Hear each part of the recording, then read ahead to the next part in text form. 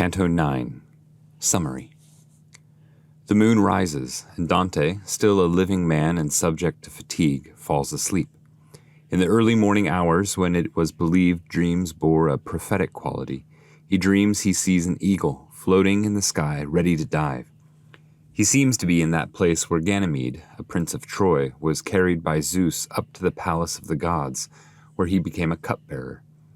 Dante watches as the eagle dives and picks him up, carrying him upward into what feels like fire. The pilgrim awakens to find Virgil standing over him.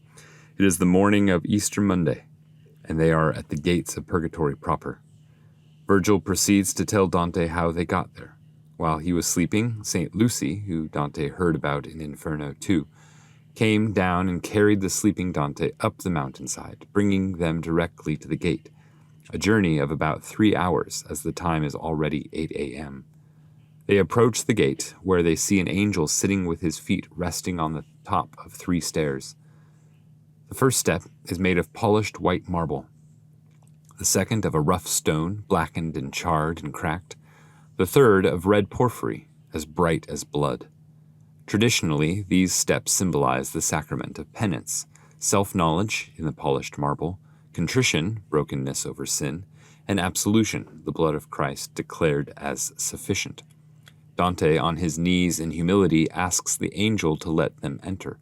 The angel then inscribes with his sword on the pilgrim's forehead the letter P 7 times, 1 P standing for peccatum, sin, for each of the 7 deadly sins. As the sin itself has already been paid for by the blood of Christ, as declared by the third step, it is the vicious habits associated with each sin that will be purged on the slopes above. After warning the travelers not to turn back, he brings them through the gate. As they enter, Dante hears, harmonizing with the sound of the gate closing behind them, the Te Deum being sung as if accompanied by organs. Canto 9. The First Dream and the Gate to Purgatory. The concubine of ancient Tithonus was by now whitening the eastern rim, leaving the arms of her tender lover. Her forehead was sparkling with precious stones set in the figure of that cold creature that lashes out at people with its tail. And the night had taken 2 of her steps by which she climbs, in the place where we were, and the third was now lowering her wing, when I, who still had something of Adam, overcome by sleep, slumped down on the grass, there where the 5 of us had been sitting. In the hour that is nearest the morning, when the small swallow begins its sad lays, perhaps in memory of its first woes, and in which our mind, wandering further from our flesh and less pressed by its concerns, is almost prophetic in its visions, I seem to see, in a dream, an eagle floating in the sky with feathers of gold, with wings open and intent on diving. And I seem to be there where Ganymede left his own people behind when he was taken off to the highest company. I was thinking, perhaps it strikes just here from habit, perhaps it scorns to bring up any in its talons from somewhere else. Then it seemed to me that, after wheeling somewhat, it dove, terrible as lightning, and bore me upward as far as the fire. There it seemed that it and I were burning, and the imagined blaze was so searing that sleep necessarily was broken. Not otherwise Achilles stirred himself, turning round his opened eyes in circles, not recognizing the place where he was, when his mother smuggled him from Chiron to Skyros, with him sleeping in her arms, when the Greeks afterwards took him away. Then I stirred myself, as soon as the sleep fled from my face and was drained of color, just like the man who, terrified, freezes. There at my side was my only comfort.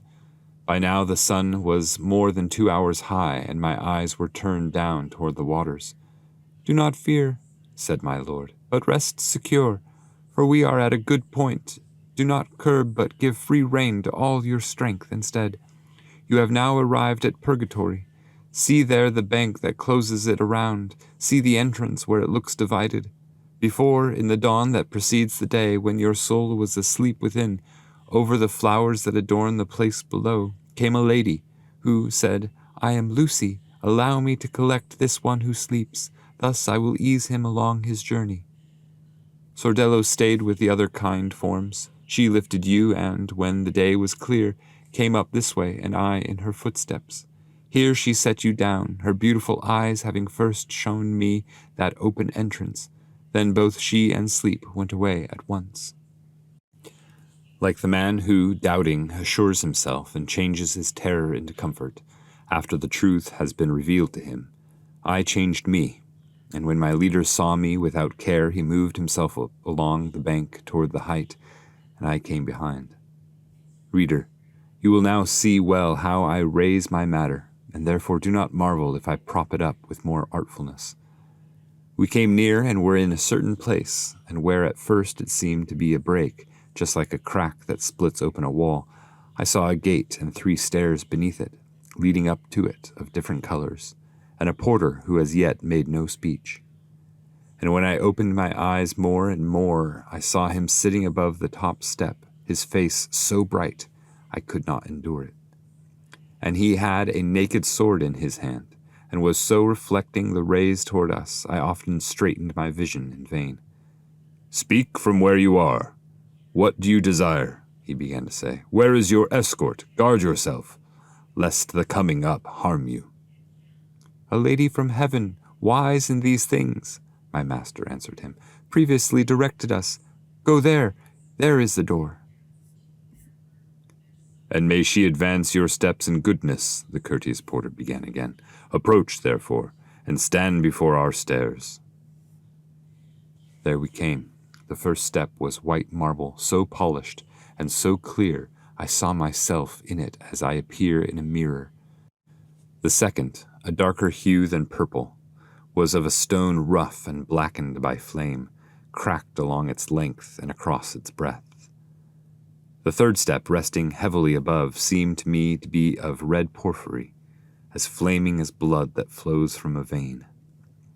On that one did the angel of God set his feet, sitting above on the threshold that appeared to me a stone of diamond.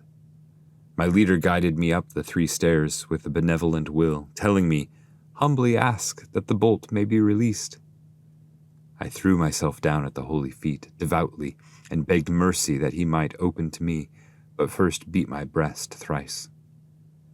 7 P's he inscribed on my forehead with the point of his sword, and said, "Make sure that you wash these wounds once you are within." Ashes or dirt that is dug up, arid, would be of a color with his garment, and from beneath it he drew out 2 keys. The one was of gold, the other silver. With the white key first, and then the yellow, he worked the gate so that I was content.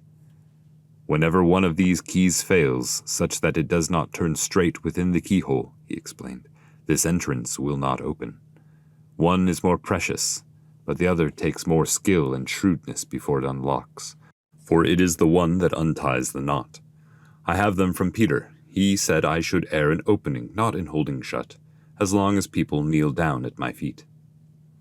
He pushed the door to the sanctified gate, saying then, "Enter, but be careful. He who glances behind returns again outside."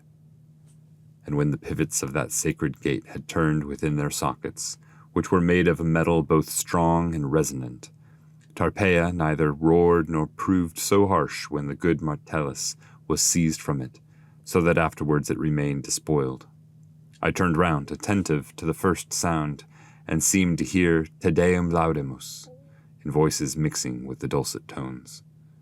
What I heard gave me the same impression that one will often receive when people sing accompanied by organs, and words are sometimes understood and sometimes not.